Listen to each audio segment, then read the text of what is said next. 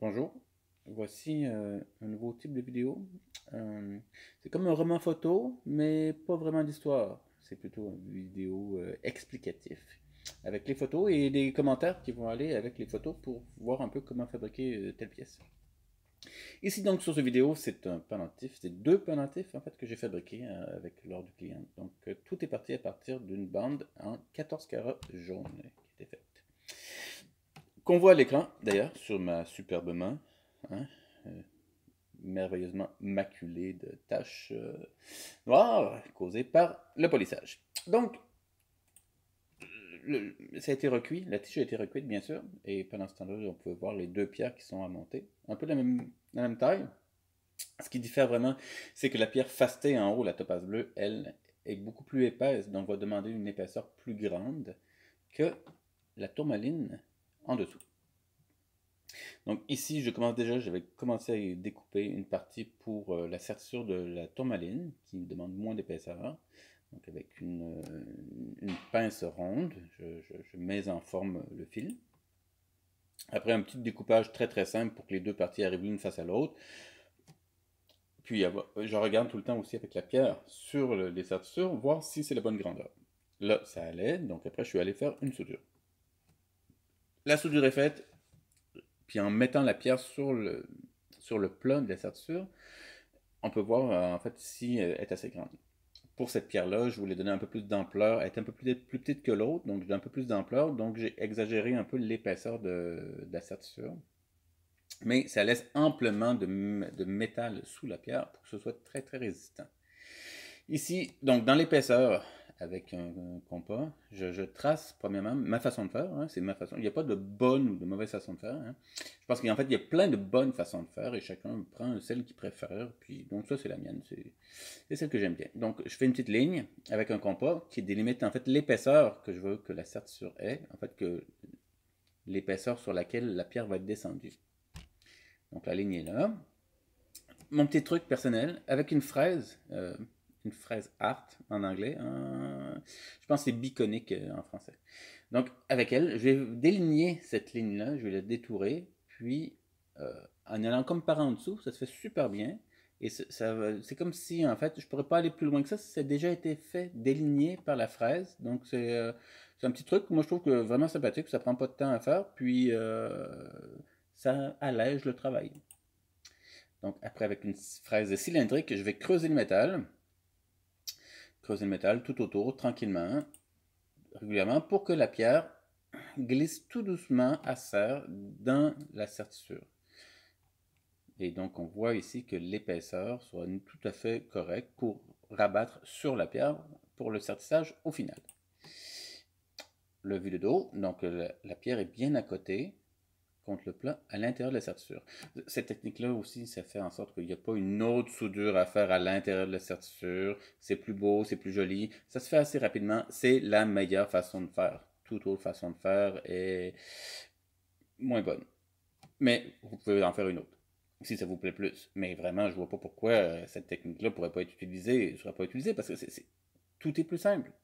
Puis vraiment, le fraisage, comme on a vu juste avant, très rapidement, à force d'en faire, ça devient vraiment facile, ça prend pas de temps. Donc ça prend moins de temps que souder un anneau à l'intérieur et c'est plus régulier. Donc voilà, c'est une bonne façon de faire, c'est une bonne chose. Donc là, je lime après, une fois que ça c'est fait, je lime un petit chanfrein sur le dessus. Parce qu'en fait, sinon c'est trop épais pour sertir, ça va être difficile. Donc là, l'angle 1, c'est joli. Puis en plus, ça fait que ça va être plus facile à sertir le métal, à rabattre le métal sur la pierre. On voit, donc là, j'ai passé le papier d'émarie 800 ici. Donc là, je m'attaque à la deuxième pierre, donc la pierre avec le topaze bleu qui est facetée. Donc on voit ici qu'il y a plus de hauteur, hein, presque le double de hauteur, parce qu'il y a toute la culasse de la pierre hein, qu'il ne faut pas qu'il dépasse du pendentif. Ouais, on n'est pas trop loin, donc je pense que j'ai découpé encore un petit millimètre avant de faire la soudure. Donc pendant que c'est soudé, que c'est dans l'acide, je me suis commencé à m'attarder aux bélières. En fait, avec les restes de la bande, qui est à peu près à 1 mm d'épaisseur. Voilà. Avec je fais avec la pince ronde les deux tours, en fait, de chaque côté, coupés en deux, vont faire le demi-tour qui, une fois replié, donne le tour complet. Ça, c'est clair, hein? C'est très clair. Mais je pense que les images parlent aussi ici présentement, là. Donc, voyez-vous que on voit en arrière-plan la bande avec les deux demi-rondeurs. Puis si vous mettez en plein milieu la pince ronde et que vous repliez vers le centre, ben, ça donne la forme de la bélière. Et ensuite, après, donc la bélière, moi j'aime bien qu'elle ait une forme un peu en angle. Donc avec une scie, vous allez pouvoir découper de chaque côté l'excédent pour pouvoir, après à la lime, vous retrouver avec une bélière avec un beau petit V, tranquille, super solide. Et il y aura besoin, l'avantage de cette technique-là, c'est qu'en fait, il y aura une seule soudure.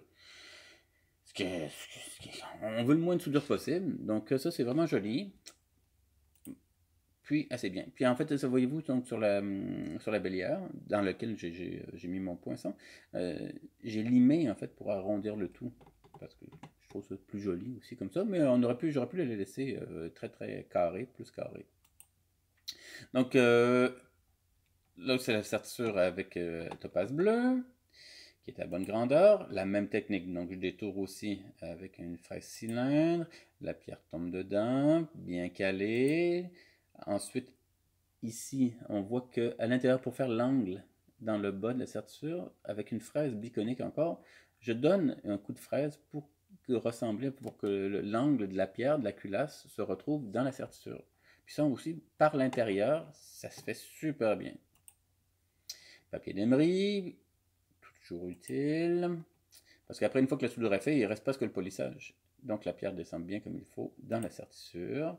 Là, avec un petit bout de charbon, ça le truc est vraiment sympa quand même. Avec un petit bout de charbon, c'est facile à sculpter. Donc on peut délimiter la hauteur qu'on veut mettre l'anneau dans lequel va passer la bélière.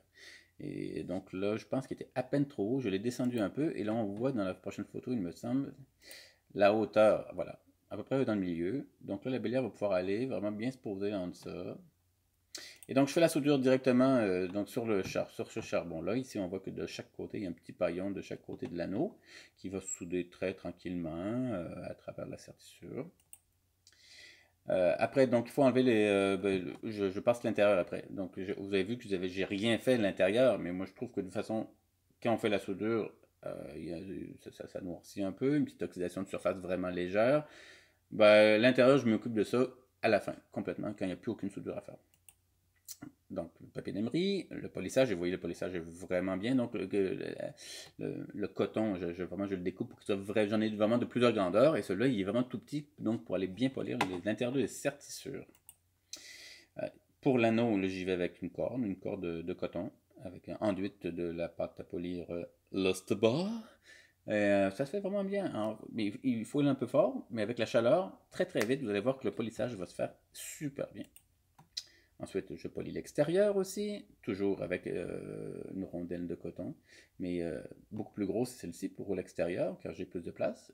Puis j'en ai deux parce que ça fait 2 fois plus de surface, donc ça va 2 fois plus vite. Ah ah! C'est merveilleux. J'irai à 3, mais il n'y a pas de place pour en mettre 3. Ensuite, donc là, je viens d'installer la bélière sur l'anneau après que tout soit nettoyé, tout ça. Et mon petit truc à moi, c'est que je viens mettre le paillon, je glisse le paillon de force, je l'écrase, le paillon, je me fais un petit paillon, puis je le martèle. Je le martèle pour qu'il soit encore plus mince. Et avec une pince, je viens le glisser tout doucement entre les deux ouvertures. Et il ne bougera pas, donc je n'aurai pas besoin de venir placer le paillon, quoi que ce soit, il est en place. Donc très simplement, sur le charbon encore, il va rester là. Je mets du borax sur la soudure, puis juste à chauffer, puis pouf, ça se fait tout seul. Tu n'as pas eu besoin de bouger, tu as les deux mains libres, donc s'il arrive quoi que ce soit, c'est possible d'agir plus facilement. Une fois que c'est déroché, papier d'émery avec une petite lime ronde à l'intérieur de la bélière. Je polis l'extérieur de la bélière. Ensuite, je mets tout. Ça a été nettoyé, après je le mets sur la pâte à sertir à main. Le ciment de sertisseur sur un bâton que je tiens dans ma main à gauche. Et donc je vais sertir, mais à la masse, très comme avant, comme dans le bon vieux temps. Ça se fait super bien, ça se fait vraiment facilement. Ça laisse un super contrôle sur la ligne, tout ça. Ça fait pas de marque. Puis moi, j'adore vraiment cette façon de faire là pour le Certiclo. Après une petite lime, euh, je lime l'excédent, les marques que la masse a pu faire, les petites marques de rien. Ça aussi, c'est quelque chose de très très doux. Ensuite, le polissage. Le polissage qui se fait lui aussi, comme tout à l'heure, avec une grosse rondelle de coton. Et voyez-vous, je le fais le polissage pendant que c'est sur la pièce, donc dans le ciment de ça. Et en forçant un peu le polissage, la pièce va se polir assez vite, mais aussi la pièce va devenir chaude et tout seul, la pièce va sortir en fait du ciment, va se défaire, ça devient un peu liquide en dessous, et ça se défait tout seul après. Donc la pièce, elle va aller dans l'ultrason, dans l'alcool pour enlever les restes de ciment de surface. Je m'attaque à la deuxième pièce, c'est à peu près la même chose, hein, c'est assez semblable pour une pierre fastée. Sauf que à la fin, ici par contre, avec une onglette, je viens faire un petit miroir sur le côté, une petite retouche sur tout le contour du sertissage. Après, pareil avec une petite lime, je lime l'extérieur. Aussi, je polis l'extérieur aussi. Pour la même chose aussi, en chauffant, la pièce va sortir du ciment de sertisseur. Et puis, pour finir, en fait, tout est poli, nettoyé.